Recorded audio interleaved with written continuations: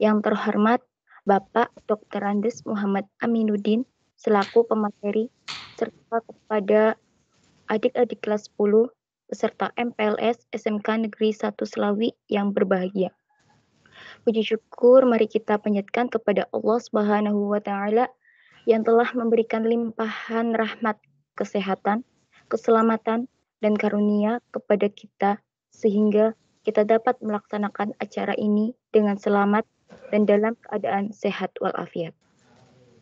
Salawat serta salam marilah senantiasa kita panjatkan kepada junjungan kita Nabi besar Nabi Muhammad SAW yang selalu kita tunggu syafaatnya yaumil akhir nanti.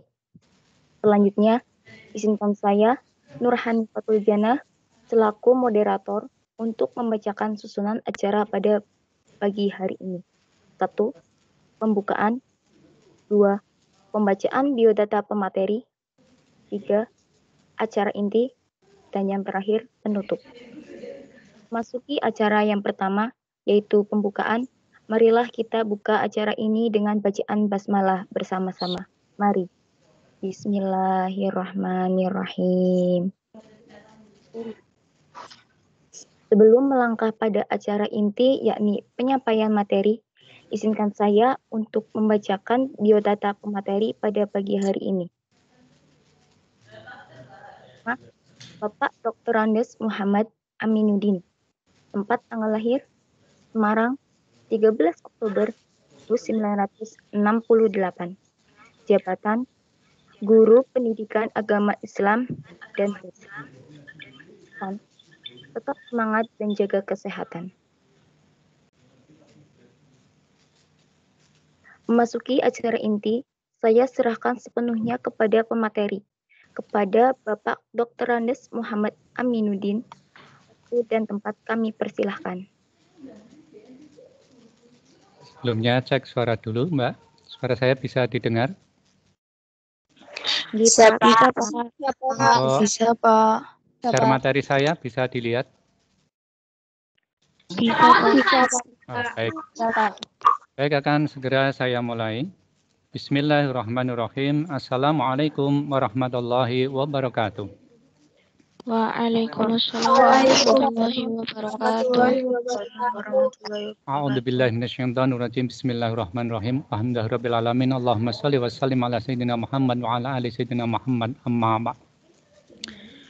Anak-anakku sekalian, baik moderator maupun peserta MPLS kelas 10 MM yang saya sayangi, kita bersyukur pada Allah hari ini kita bisa berjumpa dalam kegiatan MPLS tahun 2001-2002 dengan tiada suatu halangan apapun. Selawat dan salam semoga tetap terlimpahkan kepada Nabi kita Muhammad Shallallahu Alaihi Wasallam. Anak-anakku sekalian, yang pertama saya sampaikan dulu ucapan selamat kepada anak-anakku yang telah berhasil masuk di SMK Negeri 1 Selawi ini. Dan kebetulan hari ini saya berjumpa dengan anak-anak di multimedia. Namun demikian, mohon maaf, kita hanya berjumpa di MPLS ini. Di dalam KBM saya kebetulan tidak mengampu di MM. Selamat dan gunakan kesempatan kalian setelah masuk di SMK 1 Selawi untuk menimba ilmu dan keterampilan dengan sebaik-baiknya. Baiklah anak-anakku sekalian, tadi sudah diperkenalkan nama saya dan sebagainya. Kalau boleh saya sampaikan, saya termasuk guru baru di sini. Baru 26 tahun lebih. Anak-anak sekalian, materi yang ditugaskan kepada saya adalah pembinaan mental. Apa yang dimaksud dengan pembinaan mental? Dalam Kamus Bahasa Indonesia, pembinaan itu berarti membina, memperbaharui suatu proses, perbuatan, suatu usaha dan tindakan, serta kegiatan yang dilakukan untuk memperoleh hasil yang lebih baik. Artinya, secara umum kalian dalam kesempatan ini adalah anak-anak yang sebenarnya sudah punya mental yang baik. mental itu akan menjadi lebih baik kalau mental itu senantiasa dibina. Oleh karena itu, dalam kegiatan ini adalah pembinaan mental. Harapannya ada peningkatan nilai positif mental kalian ke arah yang lebih baik. Apa yang disebut mental? Mental itu diartikan sebagai kepribadian yang merupakan kebulatan yang dinamik yang dimiliki seseorang, itu tercermin dalam sikap, perbuatan, dan psikomotornya. Jadi mental kalian itu sama dengan kepribadian kalian. Mental kalian sehat atau tidak sehat, positif atau negatif, itu bisa dilihat dari sikap kalian, dari perbuatan-perbuatan kalian, dan dari psikomotor atau tingkah laku keterampilan kalian. Jadi yang disebut dengan pembinaan mental adalah usaha untuk memperbaiki. Jadi sudah baik, mungkin mengalami degradasi penurunan, maka diperbaiki lagi, diperbaharui lagi. Ya. Suatu tindakan atau tingkah laku seseorang dengan bimbingan mental, ya, sehingga kalian itu memiliki kepribadian yang sehat. Akhlak kalian terpuji, kalian lebih bertanggung jawab di dalam menjalani kehidupannya. Pembinaan mental bisa diartikan juga membentuk akhlak manusia. Jadi membentuk akhlak kalian untuk memiliki pribadi yang bermoral, berbudi pekerti yang luhur, bersusila, sehingga kalian dapat terhindar dari sifat tercela sebagai langkah penanggulangan terhadap timbulnya banyak kenakalan remaja yang saat ini marak terjadi. Harapannya dengan pembinaan mental ini, kalian bisa terhindar dan bisa menanggulangi timbulnya kenakalan remaja itu. Tujuan pembinaan mental yang diharapkan adalah kalian akan menjadi remaja yang berbudi pekerti yang luhur. Kalian akan menjadi remaja yang seimbang, pengetahuan umum dan pengetahuan agamanya. Dua-duanya harus berjalan secara seimbang.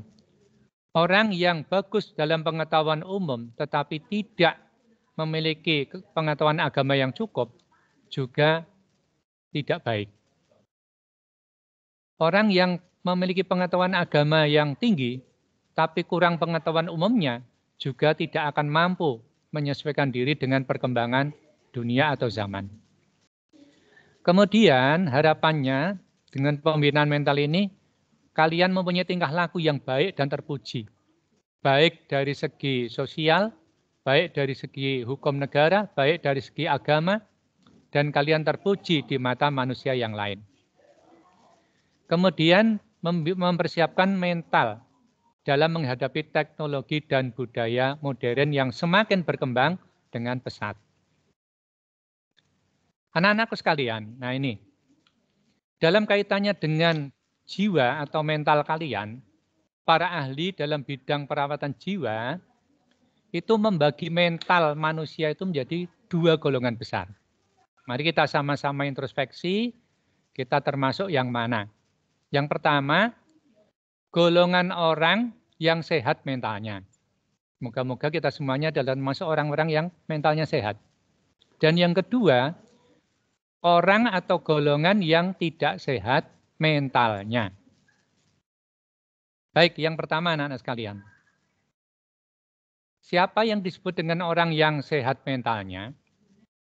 Orang yang memiliki mental yang sehat, itu akan memiliki sifat-sifat yang khas. Jadi kalau kalian mentalnya sehat, kalian akan memiliki sifat-sifat yang khas dalam diri kalian.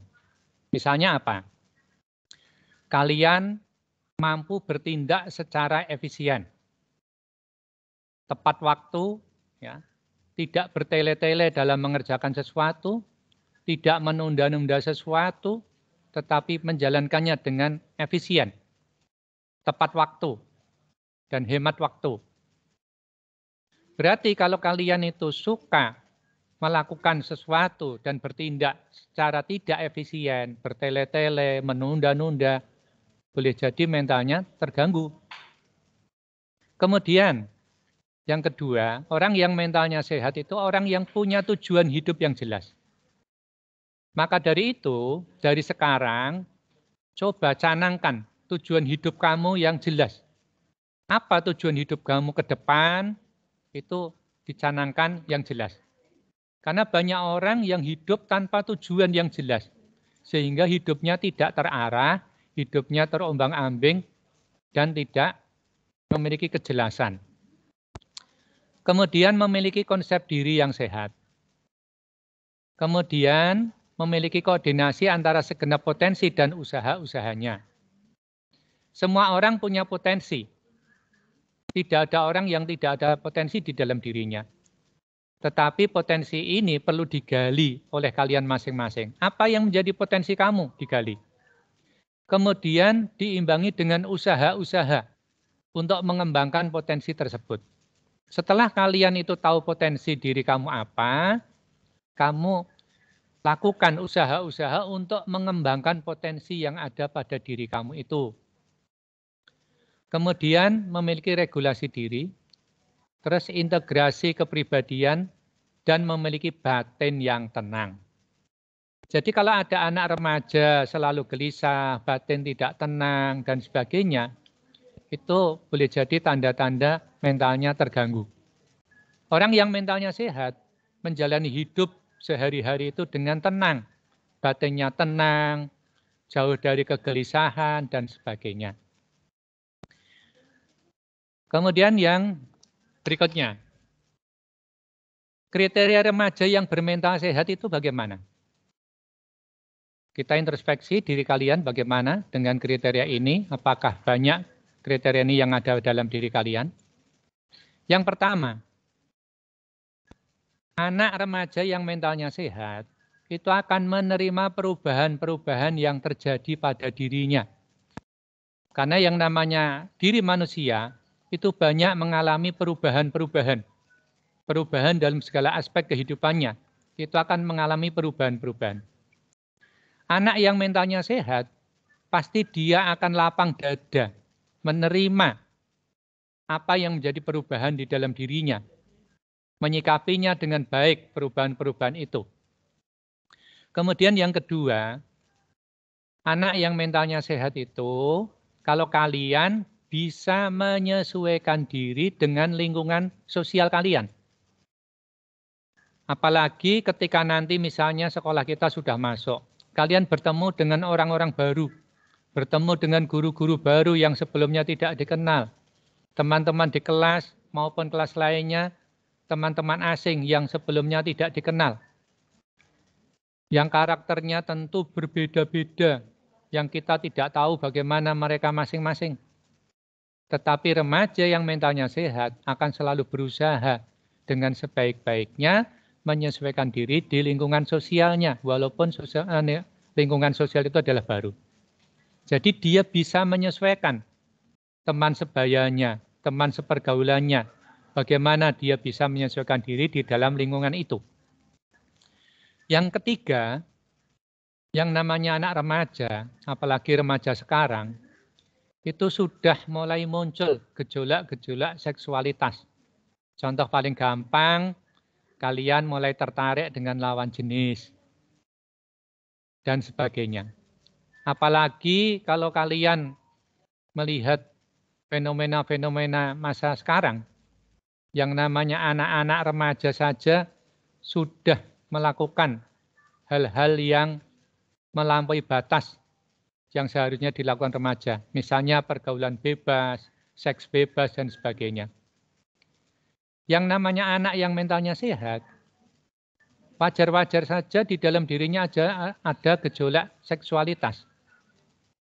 Tetapi mental yang sehat mampu mengatasi gejolak-gejolak itu sehingga tidak terjerumus pada hal-hal yang negatif. Yang keempat, anak yang mentalnya sehat adalah anak yang mampu menemukan jati dirinya dan berperilaku sesuai jati diri tersebut. Jadi masing-masing orang itu punya jati diri masing-masing. Masing-masing diri hendaklah menggali, mengenali apa jati diri masing-masing itu. Kalau ada yang bertanya, Pak, jati diri itu apa? Jati diri adalah suatu hal yang ada dalam diri kita. Misalnya, sifat-sifat kalian, karakter kalian, watak kalian, kepribadian kalian, itu namanya jati diri. Nah, kalian harus mengenali itu.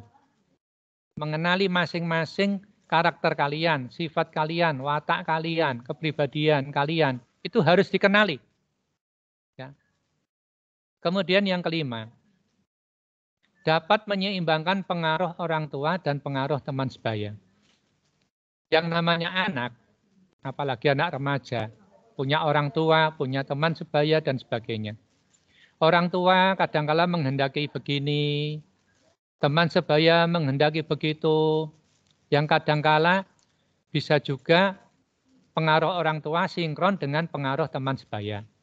Tapi ada kalanya juga pengaruh orang tua tidak sinkron dengan pengaruh teman sebaya. Anak yang mentalnya sehat pasti akan mampu menyeimbangkan pengaruh tersebut. Pengaruh orang tua dan pengaruh teman sebaya, dia akan mampu menyeimbangkannya.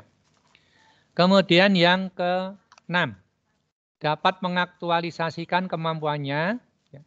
Jadi mengaktualisasikan itu adalah mewujudkan kemampuan. Saya tadi sudah sampaikan masing-masing orang, masing-masing anak punya kemampuan, punya potensi di dalam dirinya. Cuman kadang banyak anak yang belum mengenal dan tidak mengetahui apa potensi dirinya, apa kemampuan dirinya. Maka kalian harus mampu melihat apa sih kemampuan-kemampuan lebih yang ada dalam diri kalian, itu dikenali. Setelah kalian menemukan kemampuan-kemampuan diri kalian itu, maka wujudkanlah kemampuan itu. Kemampuan itu diwujudkan dalam lingkungan sekolah maupun lingkungan sosial. Jadi tunjukkan bahwa kalian di sekolah punya kemampuan. Walaupun kemampuan tidak harus yang namanya prestasi akademik. Kemampuan itu banyak. Tetapi kemampuan menonjol yang bisa kamu wujudkan itu apa? Yang orang lain tidak punya, tetapi kamu bisa. Lakukanlah. Termasuk di dalam lingkungan sosial, lingkungan pergaulan. Bersama teman-teman lain, apa kemampuan lebih yang kamu punya? Wujudkan. Kemudian yang ke-7, anak yang mentalnya sehat punya cita-cita dan tujuan hidup yang dapat dikejar dan diwujudkan. Ya, untuk memotivasi diri menjadi orang yang berguna. Itulah kriteria remaja yang bermental sehat. Sekarang kita bahas yang kedua, adalah golongan orang yang tidak sehat mentalnya. Jangan sampai kalian termasuk golongan ini, harapan saya. Apa gejala-gejalanya? Yang pertama, perasaan. Orang yang mentalnya kurang sehat itu, biasanya dirinya selalu gelisah. Selalu merasa gelisah, merasa tidak tenang. Kemudian kurang mampu menyelesaikan masalah yang dihadapi. Anak-anak sekalian, perlu kalian sadari bahwa setiap orang pasti punya masalah. Masalah silih berganti. Masalah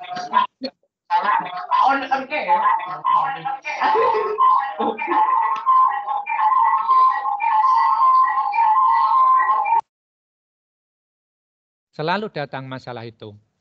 Ya. Tetapi bagaimana yang terpenting adalah kamu mampu berusaha mengatasi masalah itu.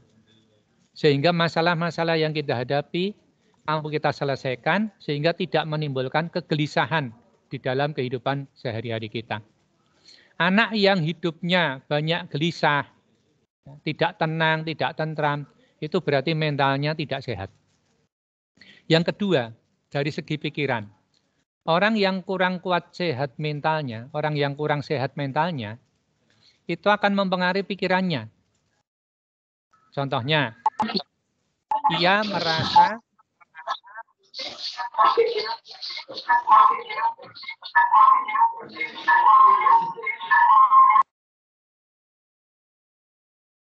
merasa kurang mampu melanjutkan sesuatu yang telah direncanakan sebelumnya. Jadi ketika seseorang sudah memiliki suatu rencana, ya, kemudian dia melaksanakannya, nah orang yang mentalnya kurang sehat itu dia merasa kurang mampu melanjutkan apa yang sudah direncanakan itu.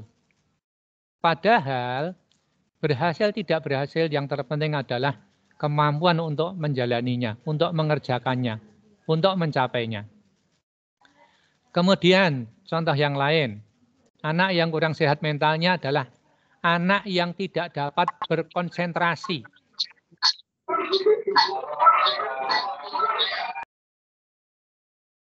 Ini banyak gangguan terus, gimana ini? Apa mau gantikan ceramah ini? Yang masuk, keluar masuk, keluar masuk. Anak yang sulit berkonsentrasi di dalam melakukan suatu pekerjaan, itu termasuk tidak sehat mentalnya. Kemudian menjadi anak yang pemalas, enggan, ya, bermalas-malasan, kemudian mudah lupa atau pelupa, kemudian pasif, masa bodoh, tidak aktif, itu termasuk anak-anak yang tidak sehat mentalnya. Kemudian yang ketiga, kalau ditinjau dari segi kelakuan, anak yang tidak sehat mentalnya adalah pada umumnya orang itu tampak pada kelakuan-kelakuan yang tidak baik. Contohnya, anak yang mentalnya tidak sehat itu biasanya contohnya keras kepala. Ya, anaknya keras kepala sekali. Diatur susah, dibilangi susah, dinasihati susah. Dia manut keinginannya sendiri. Masa bodoh dengan apa yang disampaikan orang lain. Keras kepala anaknya. Kemudian suka berdusta. Berdusta pada keluarga, berdusta pada guru, berdusta pada teman. Itu mudah sekali anak itu berdusta. Kemudian mencuri. Ya. Mencuri itu bisa menjadi sebuah penyakit. Kadangkala ada orang yang sebenarnya tidak butuh sesuatu, tetapi dorongannya untuk mencuri itu ada. Karena menjadi sebuah kebiasaan. Bahaya kebiasaan mencuri itu. Juga bertentangan dengan hukum dan mengandung resiko hukum. Kemudian bersikap menyeleweng. Menyeleweng dari aturan-aturan yang semestinya. Kemudian menyiksa orang lain. Senang kalau menyiksa orang lain, senang kalau membuat sengsara orang lain. Kemudian segala sesuatu yang bersifat negatif. Jadi anak-anak yang cenderung perilakunya, sikapnya, tutur katanya negatif, itu kategorinya adalah anak yang mentalnya tidak sehat. Anak-anak sekalian, berikut ini saya sampaikan mengenai jenis gangguan mental yang rentan dialami remaja. Kebetulan kalian usia-usia ini adalah remaja. Kalian sangat rentan mengalami gangguan mental berikut ini. Yang pertama, gangguan mental yang bisa dialami remaja adalah gangguan emosi. Gangguan emosi umumnya muncul pada masa remaja. Contohnya depresi. Banyak anak depresi. Kemarin saya membaca sebuah artikel dan nonton di YouTube. Ada anak usia belasan tahun, diputus pacarnya, tidak bisa menerima kenyataan itu, akhirnya depresi akut selama 4 tahun, karena dari keluarga yang kurang mampu dan membahayakan, akhirnya dipasung. Padahal anaknya cantik, anaknya masih muda, depresi, dipasung orang tuanya di rumah. Ya. Kemudian kecemasan. Remaja dengan gangguan emosi bila mengalami sifat mudah marah, nah itu gangguan emosi. Jadi anak apa-apa dikit mudah marah, dikit-dikit marah. Frustasi, ya, atau marah secara berlebihan. Patah hati, frustasi. Sesuatu tidak terpenuhi dan tidak tercapai, frustasi. Banyak anak-anak di sekolah kita dulu juga banyak yang mengalami sesuatu yang mudah frustasi, akhirnya menjadi depresi yang berlebihan. Secara psikologis, gangguan emosi dapat menimbulkan gejala fisik. Ya. Seperti sakit perut, sakit kepala, ya pusing, sakit kepala, mual, dan sebagainya. Itu banyak dialami remaja. Ada juga tiba-tiba anak masuk di UKS. Dia mengalami sakit yang luar biasa. Kepalanya katanya pusing sekali, perutnya sakit sekali. Ternyata bukan sakit fisik semata, tetapi karena di latar belakangi karena adanya penyakit-penyakit psikis. Karena depresi, karena frustasi, dan sebagainya. Gangguan emosional bisa sangat mempengaruhi kinerja di sekolah. Maka bahaya sekali gangguan emosional ini. Karena sangat mempengaruhi kinerja kalian di sekolah kalian nanti. Jika tidak segera ditangani, remaja yang mengalami gangguan emosi dapat mengalami gejala lebih buruk. Misalnya apa? Dia mengisolasi diri, mengurung diri, bahkan pada sampai tingkat yang lebih mengkhawatirkan yaitu ada remaja bunuh diri dan sebagainya, kita sering mendengar itu. Kemudian yang kedua, gangguan mental pada remaja masalah perilaku. Ya. Gangguan perilaku pada masa kanak-kanak yang ditandai dengan kesulitan fokus dan gangguan perilaku yang ditandai dengan merusak dan menantang. Jadi anak itu senangnya merusak, melakukan coret-coret, sesuatu yang baik, dilakukan perusakan-perusakan, anarkis, dan sebagainya. Itu perilaku-perilaku remaja. Masalah perilaku ini dapat memengaruhi kinerja di sekolah. Berisiko juga menimbulkan perilaku kriminal pada masa remaja. Seperti yang kita tahu, banyak sekali anak-anak yang sebenarnya masih remaja, tapi terlibat dalam perbuatan-perbuatan kriminal yang akhirnya berhadapan dengan hukum. Pencurian, tawuran, dan kejahatan-kejahatan lainnya. Itu remaja sudah banyak yang terlibat. Ya. Kemudian yang ketiga, gangguan mental yang rentan dialami remaja itu gangguan makan. Gangguan makan biasanya muncul pada masa remaja, dewasa, dan muda. Gangguan makan lebih sering menyerang wanita dibanding pria. Contohnya, ada anak perempuan itu yang senangnya itu membatasi kalori. Atau sebaliknya, makan berlebih-lebihan sampai badannya bengkak, sampai badannya mengembang, dan berat badannya sangat banyak, itu ada. Gangguan makan berisiko merusak kesehatan. Ini perlu diperhatikan kalian itu. Dan seringkali muncul bersama dengan depresi, kecemasan, penyalahgunaan zat, dan sebagainya. Kebanyakan anak-anak yang saya amati, dalam hal makan itu cenderung mengabaikan, menganggap gampang.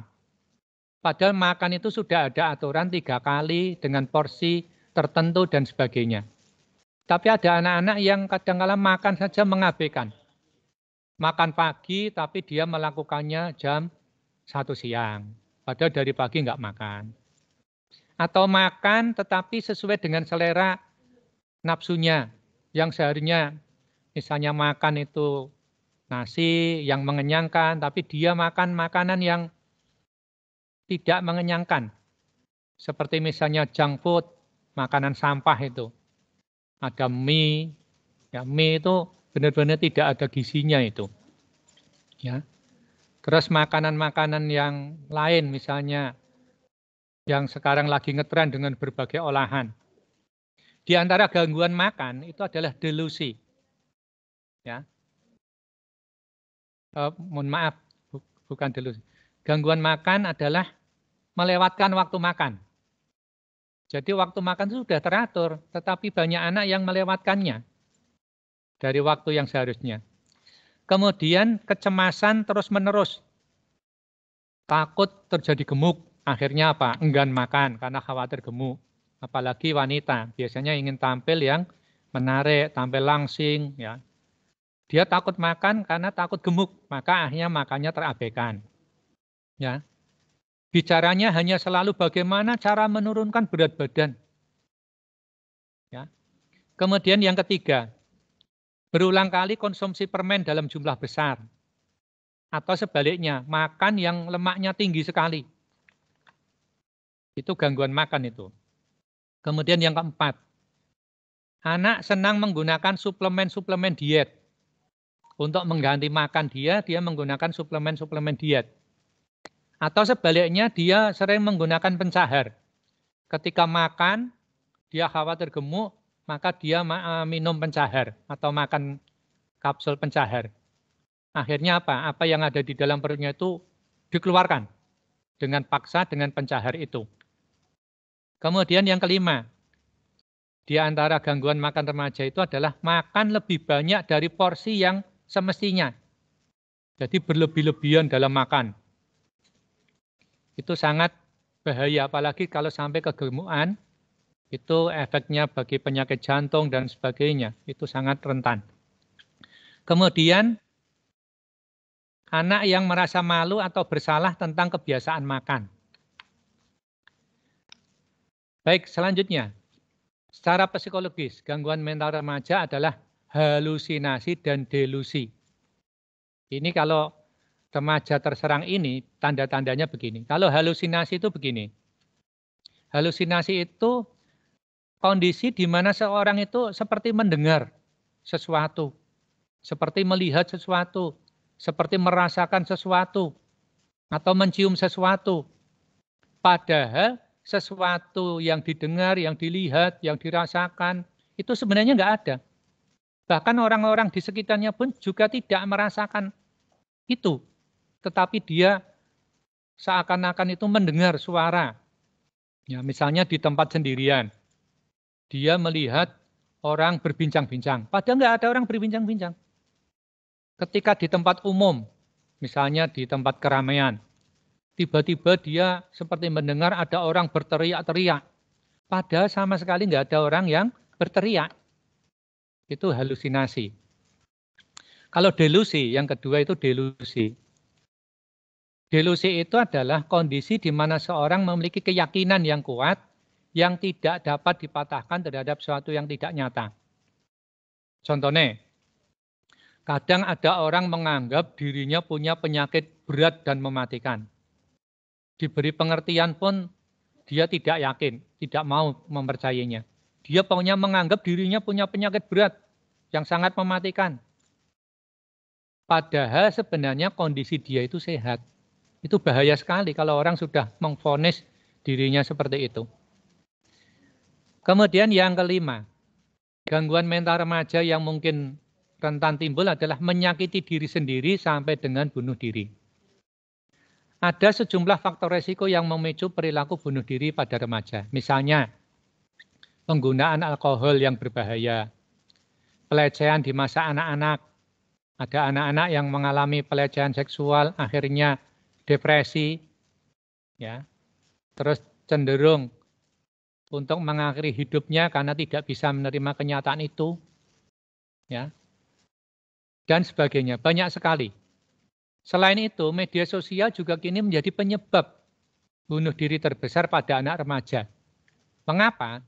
Media sosial bisa menuntut banyak hal pada remaja, seperti citra diri, kehidupan yang cenderung konsumtif, dan sebagainya. Padahal dia mungkin dalam kenyataan tidak mampu seperti memenuhi seperti apa yang dilihat dalam media sosial itu. Seperti apa yang ditemui di media sosial itu. Kemudian yang keenam, perilaku remaja, ya, gangguan mental yang mungkin timbul adalah diantaranya rentan melakukan perbuatan yang banyak mengandung risiko. Contohnya misalnya, anak masih remaja tapi sudah terlibat dalam hubungan seksual dini. Ada itu. Di daerah saya pernah ada anak kelas 6 SD, itu perempuan. Laki-lakinya kelas 5 SD. Terjadi hubungan seksual. Karena mungkin terinspirasi daripada tayangan-tayangan di internet dan sebagainya. Akhirnya si anak itu hamil. Padahal umurnya baru berapa belas tahun kalau SD kelas 6 itu. Laki-lakinya baru kelas 5. Dilaporkan polisi, akhirnya apa? Berurusan dengan polisi karena keluarga perempuannya tidak terima. Itu mengandung resiko itu namanya. Melakukan perbuatan tapi bisa berujung resiko. Merokok, Tadi malam saya lihat di televisi ada anak-anak terjaring pada baru kelas 1 SMP, ada yang SD, merokok dengan leluasanya. Padahal sebenarnya itu sangat berbahaya bagi kehidupannya. Ada juga remaja yang sudah terlibat minum minuman keras, alkohol dan sebagainya. Bahkan ada remaja yang sudah terlibat penyalahgunaan narkoba. Ini termasuk perilaku menyimpang, perilaku mental yang menyimpang pada remaja. Yang semestinya itu tidak boleh terjadi. Maka kalian harus mampu membentengi itu semua. Membentengi diri, jangan sampai melakukan perbuatan-perbuatan yang mengandung dan menantang risiko. Tindakan kekerasan misalnya. Ya. Dan semua itu bisa mempengaruhi pencapaian pendidikan kalian. Ya. Kemudian anak-anak sekalian yang terakhir adalah beberapa hal sederhana untuk menjaga kesehatan mental kalian. Yang pertama, menerima dan menghargai diri sendiri. Setiap orang punya kelebihan dan kekurangan. Itu harus bisa diterima. Jangan sampai dengan kekurangannya dia tidak bisa menerima. Tapi hargailah diri sendiri. Semua orang punya kelebihan yang harus disyukuri. Maka kelebihan itu dikembangkan. Ya. Kemudian yang kedua, hindari penggunaan media sosial yang berlebihan. Supaya mental kalian itu sehat. Sebagai remaja dalam rutinitas sehari-hari tidak luput dari media sosial. Tapi jangan salah, penggunaan media sosial yang berlebih dapat mengganggu kesehatan mental kita. Kemudian yang ketiga, marilah anak-anak sekalian kita senantiasa mendekatkan diri kepada Allah. Memahami serta mengamalkan ajaran agama yang baik. Sebagai individu, kita tidak bisa melakukan sesuatu terlepas dari bantuan Allah SWT. Dekatkan diri kepada Allah. Insya Allah, Allah pun akan memberikan yang terbaik bagi kita. Kemudian, sikap mental yang tidak baik kita jauhi. Kita ganti dengan sikap mental yang baik. Hidup dengan akhlak yang baik. Menjalankan kewajiban beribadah dengan benar. Kewajiban sebagai muslim misalnya sholat 5 waktu dan kewajiban-kewajiban lainnya. Biasakan dalam perilaku sehari-hari dengan akhlak yang baik, ya, akhlak yang sesuai dengan tuntunan agama. Kemudian yang keempat, menjaga relasi dengan baik. Anak-anak sekalian, mustahil bagi seorang itu hidup sendiri. Apa-apa sendiri tidak mungkin. Maka jalinlah relasi yang baik dengan orang lain. Ya, karena kita pasti akan saling membutuhkan. Kemudian yang kelima, jadilah anak yang aktif berkegiatan. Sehingga dengan aktif kegiatan itu membawa nilai-nilai positif bagi tumbuh kembangnya individu. Dan kita bisa terhindar dari perilaku-perilaku menyimpang. Karena kita sibuk dengan kegiatan yang positif. Ya. Kita bisa mendapatkan sesuatu yang positif dengan berbagai kegiatan. Baik kegiatan sekolah, di masyarakat, dan sebagainya. Yang keenam, terbukalah dengan orang lain. Memang terlalu sulit ketika kita ada sesuatu, kita bercerita pada orang. Tetapi bercerita pada orang, terbuka pada orang itu kadang-kala dianggap sebagai sesuatu yang penting. Ketika kita ada sesuatu yang tidak mungkin kita pecahkan, kita bisa minta bantuan, terbuka pada orang lain. Kemudian yang keenam, 7, senanglah berolahraga. Jangan malas untuk menjaga kesehatan fisik kita. Karena kesehatan fisik akan memengaruhi kesehatan mental kita.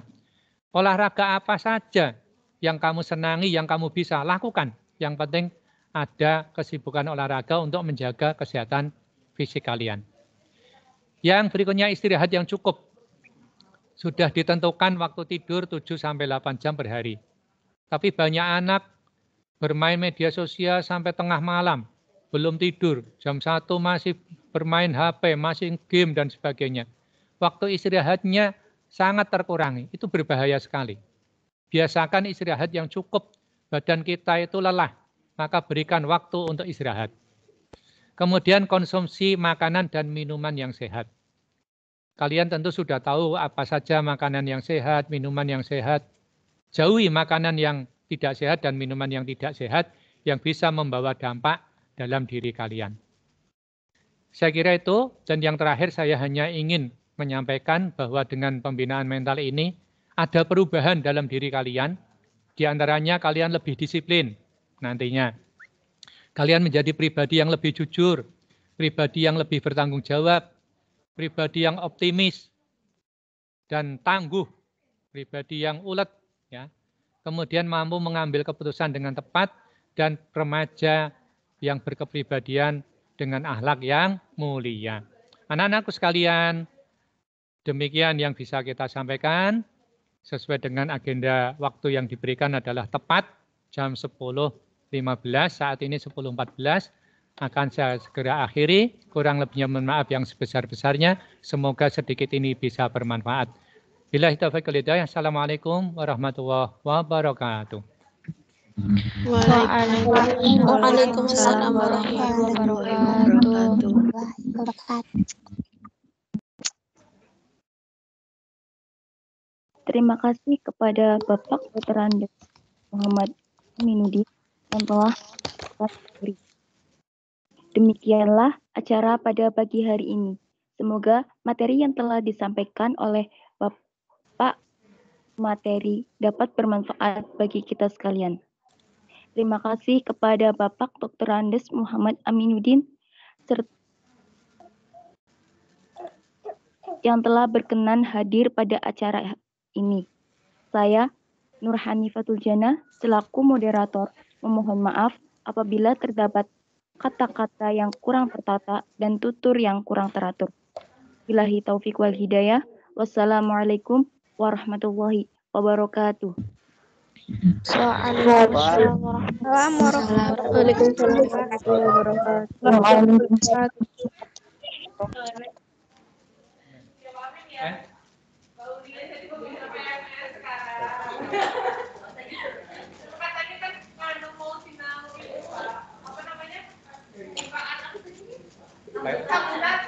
Saya pembina PMR 2002.